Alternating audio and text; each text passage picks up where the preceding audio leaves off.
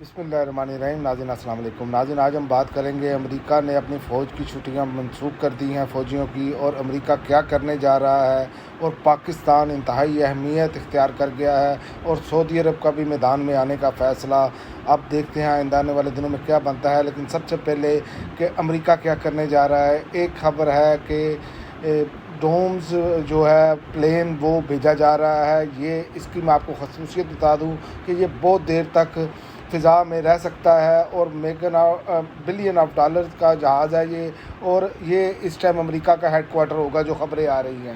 اور دوسری جانب سے لینڈسے گرام کا کہنا ہے کہ کچھ عرب ممالک کا گلہ ہے کہ ہماری امریکہ مدد نہیں کر رہا۔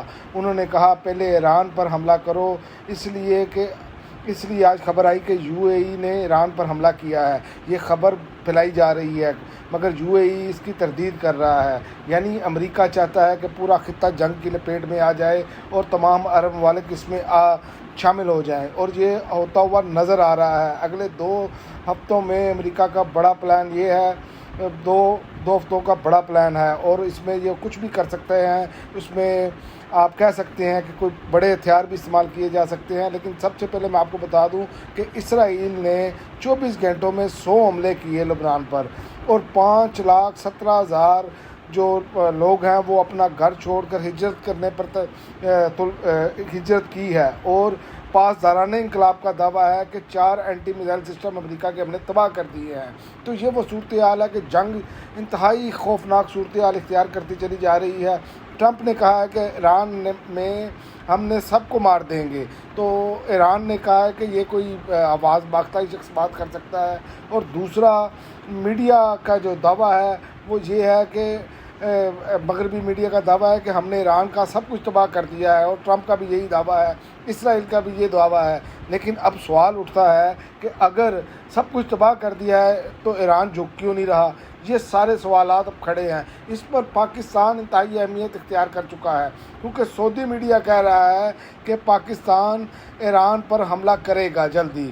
تو یہ بھی ایک سوشل میڈیا پر خبریں چل رہی ہیں، تو یہ انتہائی خوفناک ہے۔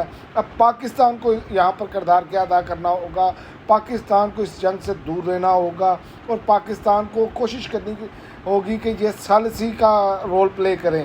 پاکستان کو اب خطے میں جنگ رکوانے کے لیے کردار ادا کرنا ہوگا، ورنہ یاد رکھیں خطے کے سب ممالک جو ہیں اس میں لپیٹ میں آ جائیں گے۔ اور دوسرا، اوسلو میں امریکی سفارت خانے کے قریب زوردار دھماکہ بھی ہوا ہے، اور ٹرمپ کا ایک اور دعویٰ بھی ہے۔ ایران جنگ جو ہے جیت چکے ہیں، اب آپ کے جہازوں کی ضرورت نہیں۔ یہ برطانیہ بھی امداد کو مسترد کیا ہے ٹرمپ نے۔ اور دوسرا، سعودی عرب نے جو کہا ہے، وہ اب جو خبر سامنے آئی ہے، سعودی عرب نے پہلی بار ایران کو جوابی کارروائی کی دھمکی دے دی ہے۔ مشرق وسطیٰ کی بڑھتی ہوئی کشیدگی کے دوران سعودی عرب نے ایران کو جوابی کارروائی کی وارننگ دی ہے، اور کہا ہے کہ اگر مملکت یا اس کی تنصیبات کو نشانہ بنایا گیا تو خاموش نہیں بیٹھیں گے۔ یہ رپورٹ کر رہی ہے برطانوی خبرساز ایجنسی۔ تو یہ اب صورتحال ہے۔ اور دوسری جانب اسرائیل بھی تابڑ توڑ حملے کر رہا ہے، لیکن ایران اپنی جو ہے وہ چن کر معاملات جو ہے وہ چلا رہا ہے، اور بڑا پھونک کر قدم رکھ رہا ہے، اور اپنے ٹارگٹ کو نشانہ بنا رہا ہے۔ تو یہ اب صورتحال ایسی بنتی چلی جا رہی ہے کہ جس میں اب پاکستان کی جو اہمیت ہے نا وہ بہت زیادہ اہم ہے۔ اس کی وجہ یہ ہے کہ پاکستان ایٹامک پاور ہے، واحد اسلامی ملکوں میں ایٹامک پاور ہے، اور جو صورتحال ہے وہ دن بدن بدلتی جا رہی ہے۔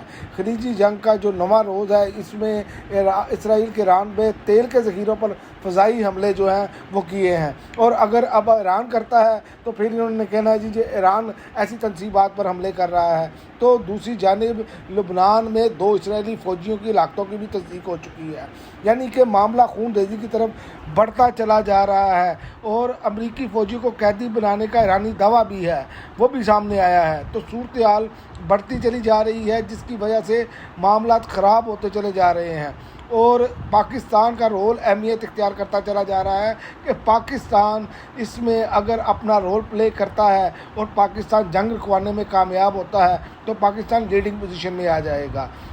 اور اب متحدہ عرب امارات نے کہا ایران کے بلا اشتعال حملوں کے خلاف اقدامات کر رہے ہیں، اور یعنی کہ اب چنوتی دی جا رہی ہے۔ جو مغرب چاہ رہا تھا، امریکہ اور اسرائیل چاہ رہا تھا کہ तमाम ममालिक जंग में आ जाएं ताकि इनके लिए आसानी पैदा हो, जो इनका माली नुकसान है उसकी जगह पर दूसरे ममालिक का, मुसलमान ममालिक का नुकसान हो, तो ये उस तरफ मामला जाने शुरू हो गए हैं।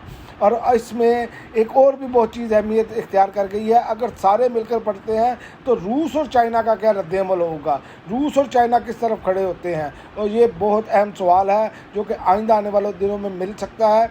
और ईरान का ये वाज़ह तौर पर दावा है कि वो 6 माह तक ये जंग लड़ सकते हैं, और अगर 6 माह तक ये जंग चलती है, अगर ये 15-20 दिन भी और चलती है तो अमेरिका को पीछे हटना पड़ेगा। इसीलिए वो चाह रहे हैं कि चारों तरफ से घेर कर और जो ईरान के तेल के ज़खायर हैं उन पर कब्ज़ा किया जाए। देखते हैं आइंदा आने वाले दिनों में क्या होता है, लेकिन मामला ये है कि पाकिस्तान को अपना रोल प्ले करना होगा।